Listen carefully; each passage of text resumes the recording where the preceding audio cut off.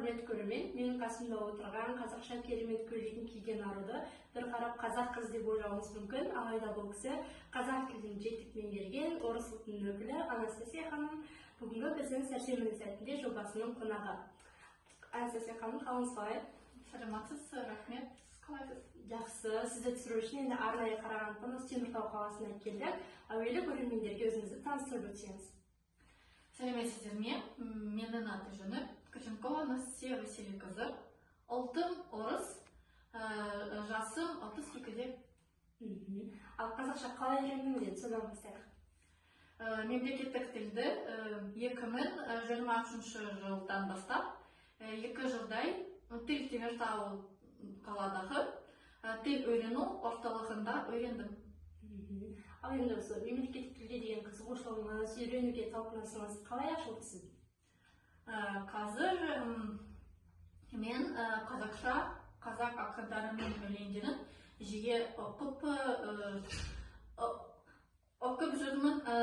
Тағы әртүрлі сайыстарға қатысып мемлекеттік тілді ұнаған өлеңдерінің мәлімет оқып жүрмін. Осы уақытқа дейін қанша жарыстарға қатыстыңыз, қандай жетістіктерге жеттіңіз? Менде әртүрлі жетістігім бар. Өткен жылы Абай Құнанбаевтың өлеңдері сайысында болдым. Мен 2-ші орын ие болдым. Сәкен Сейфуллин облыстық өлеңдері, мен 1-ші орын ие болдым.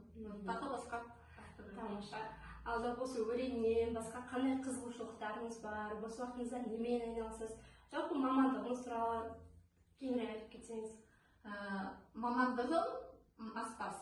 Оған бала кезімнен әжемнен үйрендім.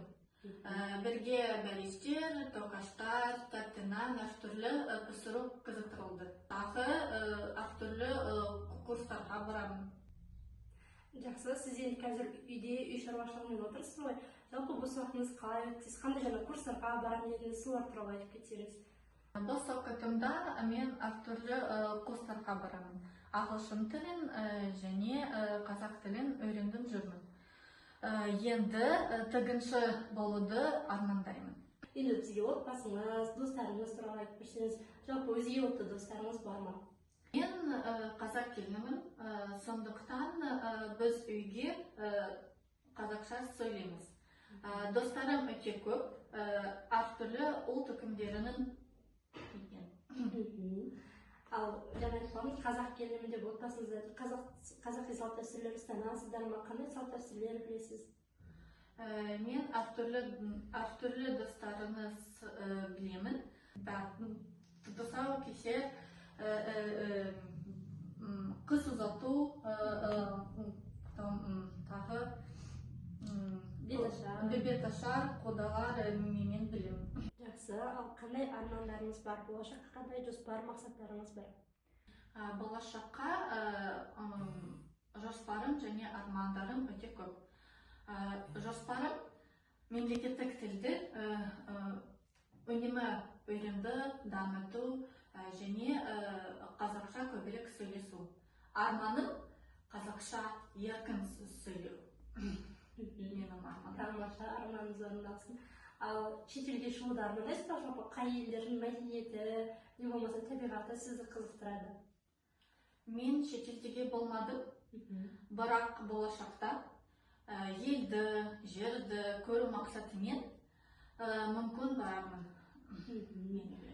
Жақсы, ал бала кезіңізде қандай армандарыңыз болды кішкентай кезіңізде? Балалық шағым бақытты өтті, арманым орындалған. Мен сүйікті ісімен шұғылданамын. Тұрмысқа шықтым және мемлекеттік тілді үнемі үйрендім. Жақсы, ал енді бір шаңырақ астында тұратын түрлі ұлт өкілдерінің бірлігі, татулығы қаншалықты маңызды деп ойлайсыз?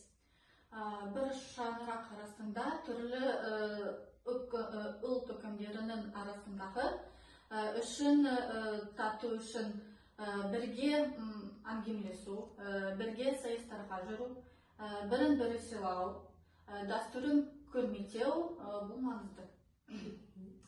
Жақсы. жақсы. Ал қазақша жаңа айтқанбыз, түрлі жастарға барам дегенде қазақша өлеңдер, мақал-мәтел көп білетін шығарсыз, бізге айтып берсеңіз. Иә, мені қазақша мақал-мәтелдері қызықтырады. Мысалы, нан тамақтың атасы, мектеп кеме, білім теңіз, оқыған күн, оқымаған түн, көп сөз күміс, аз сөз алтын, тағы басқа.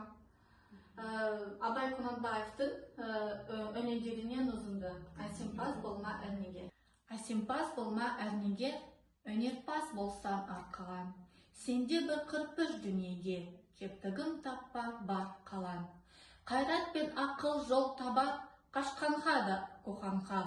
Әділет, шапқат кімде бар, сол жарасам қоғамға.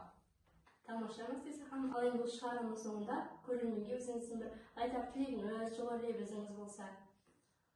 Біздің елімізде тыныштық болсын, түрлі ұлт өкілдері тату тұрсын, мемлекеттік тілді әрбір Қазақстан азаматы білуі тиіс. Бейбітшілік пен бірлік біздің құндылығымыз. Онсыз біздің болашағымыз жоқ деп ойлаймын. Бірнеше тіл білу керемет емес пе? Мен ойлаймын керемет. Жақсы, Анастасия ханым. Өзіңізбен осылай сұхбаттасып, әңгімелескеніме өте қуаныштымын. Бізге уақыт бөліп осылай бүгінгі жобамызға қатысқаныңызға рахмет. Сізге ана бақытын, әйел бақытын тілеймін. Сізге көп рахмет. Сау болыңыз. Құрметті көрермен, бүгінгі біздің шығармамыз осымен аяқталды. Келесі шығармада кездескенше.